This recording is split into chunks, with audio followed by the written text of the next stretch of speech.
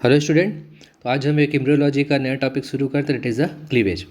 Cleavage जो है वो एम्ब्रियोलॉजी का एक इम्पॉर्टेंट टॉपिक है जहाँ ये शॉर्ट नोट्स में बार बार क्वेश्चन पूछा हुआ है। तो क्लीवेज को प्रिपेयर कर लीजिएगा। छोटा टॉपिक है, शॉर्ट नोट्स के लिए पैटर्न पे पूछेगा, जितना स्लाइड में उतना, और एक डायग्राम अच्छे से बना दीजिएगा, आपको पूरे मार्क्स मिलेंगे।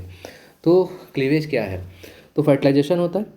फर्टिलाइजेशन मतलब ओवम ओवुलेशन होगा 14 डे ओवुलेशन होने के बाद, यहाँ इस डायग्राम से देखते हैं। यहाँ देखिए 14 डेज ओवुलेशन होगा।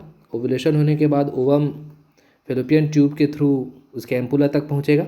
एम्पुला में ओवम के साथ स्पर्मेटोसाइट फ्यूज हो जाएगा और फर्टिलाइजेशन बना लेगा। तो इस तरीके से जब फर्टिलाइज्ड जाइगोट, या मैं कहूँ जो फर्टिलाइज्ड ओवम है, वो उसमें डिवीज़न होना शुरू हो जाएगा।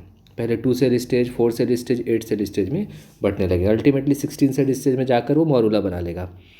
तो इस तरीके से जो जाइगोट है, या मैं कहूँ फर्टिलाइज्ड ओवम है, उसका इस तरीके से डिवीज़न होना, सीरीज ऑफ जो डिवीज़न है वही कहलाता है उसका क्या? क्लीवेज कहलाता है। 2 सेल, 4 सेल, 8 सेल स्टेज में क्लीवेज कहलाएगा। फिर वो 16 सेल स्टेज में मॉरूला बनाएगा और जाकर वो फिर से इम्प्लांट हो जाएगा। तो हम समझते हैं कि क्लीवेज क्या है। The 2 cells formed by fertilisation under a series of division. तो जो 2 सेल स्टेज है, फर्टिलाइजेशन के बाद जब ओवम है वो 2 सेल स्टेज में पहुंचता है, फर्टिलाइज्ड ओवम, तो वो क्या करता है? सीरीज ऑफ डिवीज़न में जाने लग जाता है। तो ये जो सीरीज ऑफ डिवीज़न है, यही इसका क्लीवेज है। पहले वो 2 सेल होगा, वो 3 सेल, 4 सेल, मल्टीप्लाई होने लगेगा। 8 सेल, 2 सेल से 4 सेल, 8 सेल स्टेज में पहुंचने लगेगा। और इस तरीके से उसका जो सीरीज ऑफ डिवीज़न है, ये प्रोसेस ही कहलाता है, उसका क्लीवेज कहलाता है। The process of sub division of the ovum into the small cell is called cleavage. यहाँ आप देख सकते हैं 2 सेल स्टेज आपको दिखाई दे रहा है। इसमें भी आप देख सकते हैं ओवुलेशन होगा। ओवुलेशन होने के बाद जो 14 डे ओवुलेशन होगा, और ओवुलेशन होने के बाद जो ओवम है वो फेलोपियन ट्यूब में रन करेगा, एम्पुला तक पहुँचेगा। एम्पुला में पहुंचने के बाद अगर क्वाइटस होता है तो स्पर्मेटोसाइट उसको फ्यूज़ कर देगा। फ्यूज़ कर देगा तो जो फर्टिलाइज्ड ओवम है, अब वो सेल डिवीज़न होना उसमें शुरू हो जाएगा। तो 2 सेल स्टेज, फिर आप देख रहे हैं 4 सेल स्टेज और 8 सेल स्टेज। तो इस तरीके से फर्टिलाइज्ड ओवम का, जाइगोट का 2 सेल, 4 सेल, 8 स्टेज में जो डिवीज़न होना है, तो ये जो सीरीज ऑफ डिवीज़न है, प्रोसेस है, यही कहलाता है, इसका क्लीवेज कहलाता है। और जब वो सेल है वो ग्रोथ करते करते, डिवीज़न होते होते 16 सेल स्टेज में पहुंचता है, तो वो मॉरूला कहलाता है। इस स्टेज में जो सेल है वो मलबेरी के आकार का होता है, और ये क्या कहलाता है? मॉरूला कहलाता है। अब मॉरूला में अगर हम देखें तो मॉरूला में आपको 2 स्ट्रक्चर्स पढ़ना है। एक है उसका ट्रोफोब्लास्ट कैसे बनता है, और एक है इनर सेल मास।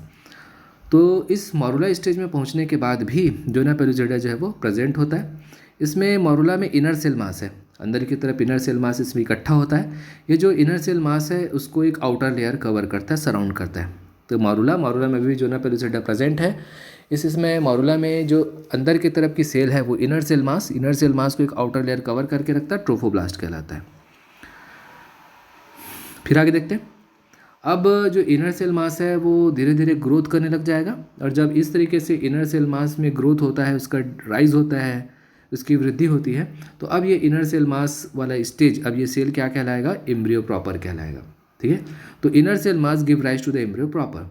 अब इनर सेल मास धीरे धीरे ग्रोथ करने लग जाते हैं, ये एम्ब्रियो प्रॉपर कहलाते हैं। अब जो सेल है वो क्या कहलाएगा? एम्ब्रियो ब्लास्ट कहलाएगा। The cells of the trophoblast help to provide nutrition to the embryo.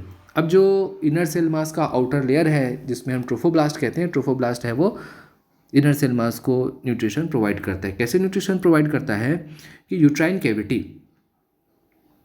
Cavity में यूट्राइन आर्टरी ब्लड लेकर आ रही है। यूट्राइन कैविटी जो है ब्लड से रिच है, तो यहाँ से ब्लड का जो फ्लूइड है वो ऊज आउट होकर बाहर आएगा, और ये ऊज आउट होकर मॉरूला तक पहुंचता है, और मॉरूला का ट्रोफोब्लास्ट उसको रिसीव करता है। और इस तरीके से ट्रोफोब्लास्ट प्लेसेंटा बनने के पहले एम्ब्रियो को इस स्टेज में न्यूट्रिशन प्रोवाइड करता है। तो जो फ्लूइड है वो 2 काम कर रहा है। फ्लूइड जो है वो ट्रोफोब्लास्ट तक पहुंचता है, और ट्रोफोब्लास्ट एम्ब्रियो को न्यूट्रिशन प्रोवाइड करता है। साथ ही साथ जो यूट्राइन कैविटी से आया हुआ फ्लूइड अब ट्रोफोब्लास्ट और इनर सेल मास को थोड़ा सा सेपरेट करने का काम करता है। ये भी क्लियर हो गया कि some fluid now passes into the morula from the uterine cavity and partially separates the cell of the inner cell mass from the house of the trophoblast. जैसे जैसे फ्लूइड का साइज बढ़ने लगेगा, फ्लूइड का amount बढ़ने लगेगा, तो इसमें क्या होगा? ध्यान दीजिएगा कि जैसे जैसे फ्लूइड बढ़ने लगेगा, तब जो मॉरूला का जो शेप है वो सिस्ट के टाइप का दिखाई देने लगता है। अब दो इसमें चेंजेस होंगे। पहला तो जब फ्लूइड बढ़ने लगेगा तो जो ट्रोफोब्लास्ट है उसका वो चपटा हो जाएगा, ट्रोफोब्लास्ट बिकम्स फ्लैटेंड। ट्रोफोब्लास्ट कैसे हो जाता है? फ्लैट हो जाता है। पहला इसमें स्ट्रक्चर हुआ।